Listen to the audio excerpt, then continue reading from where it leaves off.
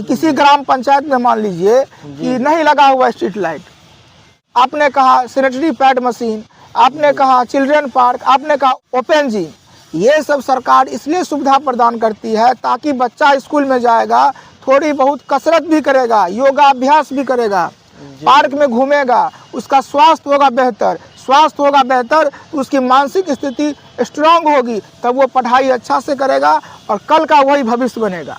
लेकिन अभी तक वो नहीं हो पाया है। मान लीजिए कोई लगवाना चाहता हो, काम करवाना चाहता हो, तो भैया आखिर ये करेगा कौन?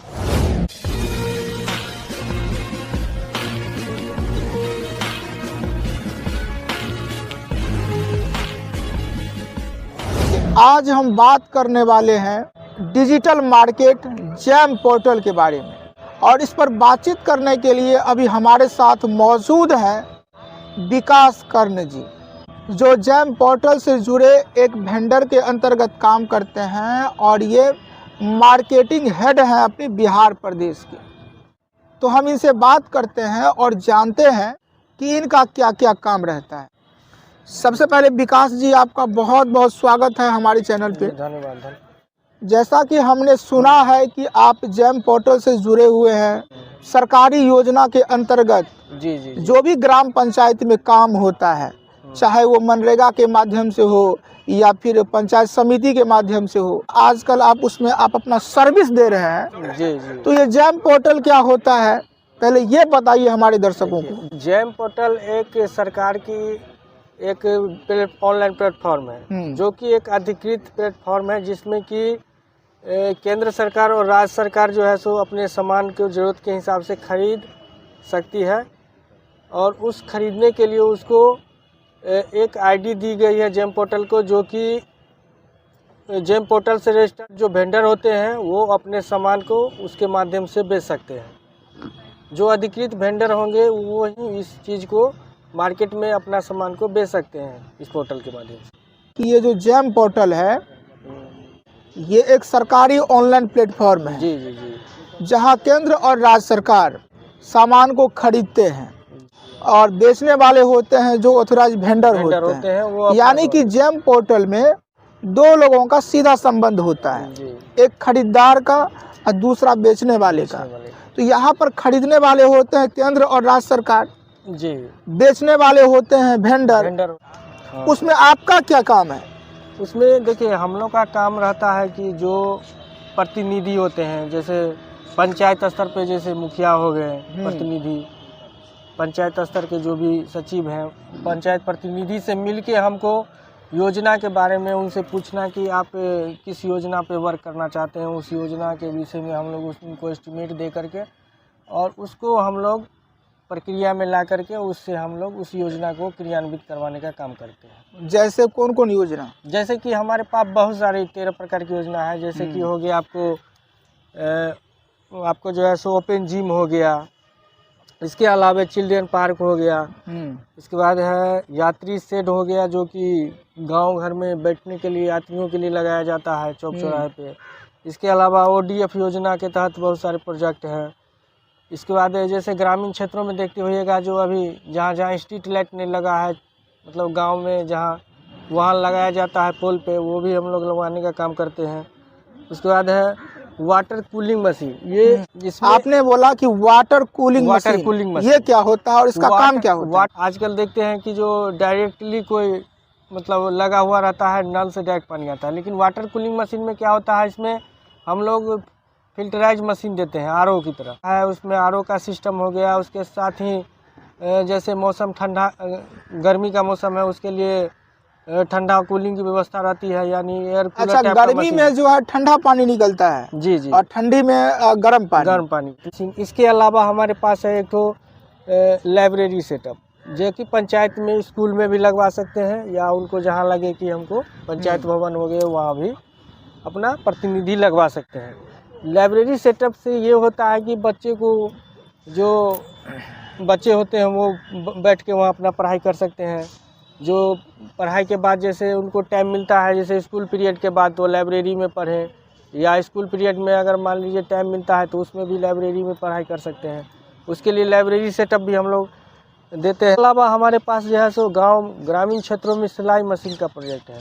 हाँ, तो सिलाई उसमें मशीन क्या? में क्या है कि जैसे ग्रामीण क्षेत्र में महिला लोग अपना सिलाई मशीन उनको दिया जाता है, उसका जो एस्टीमेट होता है कि 50 लोगों को देना है, 100 लोगों का, उसका प्रोजेक्ट पोस्ट बना के हम लोग आगे भेजते हैं और उसके माध्यम से हम लोग पंचायत स्तर पे भी रोजगार स्वरोजगार हो गया, उनके माध्यम से अपना सिलाई फराई करके अपना जीवन यापन करते हैं। आपके जो ऑथराइज वेंडर हैं उनका नाम बताइए।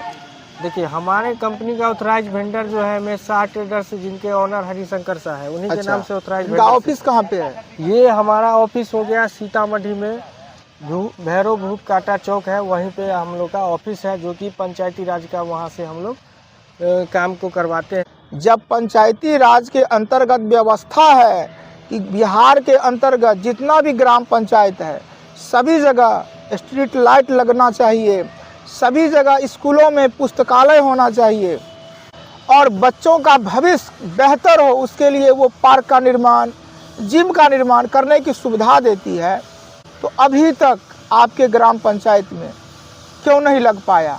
पार्क क्यों नहीं बन पाया? अभी भी आपका चौक चौराहा अंधकार में क्यों डूबा हुआ है? इस पर जब तक आप लोग सवाल नहीं खड़ा करेंगे, जब तक जागरूक नहीं होंगे, तब तक वहाँ का विकास संभव नहीं है।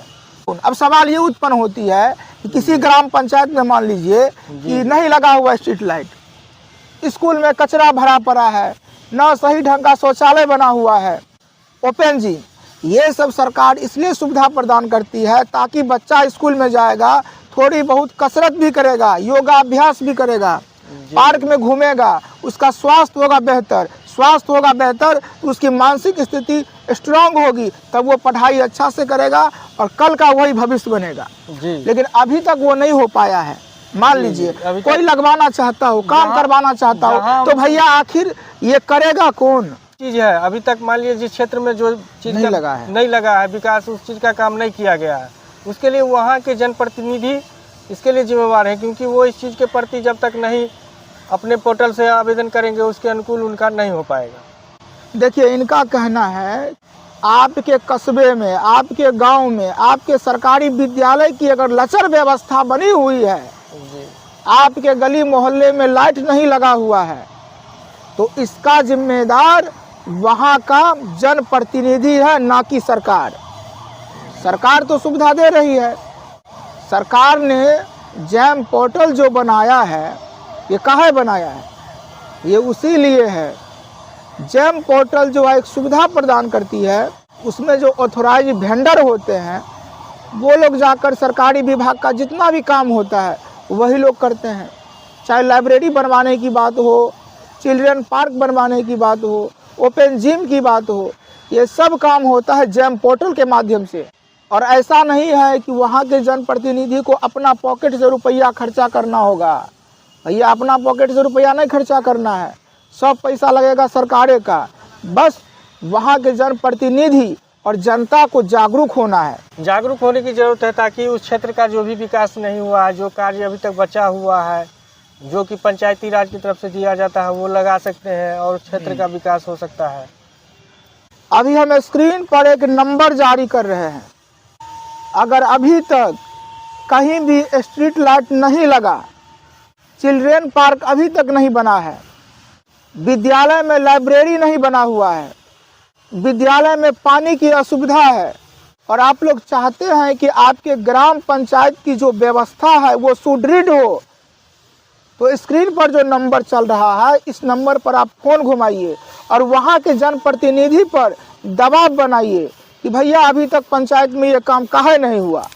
जब तक आप जागरूक नहीं होंगे तब तक आपके पंचायत का भला होने वाला नहीं है। और सरकार सारी सुविधा दे रही है, ये तो किसी जनप्रतिनिधि के पॉकेट से खर्चा नहीं ना होगा, उसके लिए सरकार सुविधा दे रही है। लेकिन जनप्रतिनिधि जो है वो सोए हुए हैं, तो वो सोए हुए रहेंगे तो काम क्या होगा। अब जगने का समय आ गया है, तो युवा लोग जितने भी हैं जागरूक होइए और अपने अपने पंचायत को एक बेहतर बनाने के लिए समर्पित हो जाइए। ताजा खबरों के लिए इनसाइड देसी न्यूज को फॉलो करें, लाइक करें, सब्सक्राइब करें और बेल आइकन दबाना ना भूलें। अगर आप हमें फेसबुक, ट्विटर के माध्यम से देख रहे हैं तो कमेंट, फॉलो करना ना भूलें।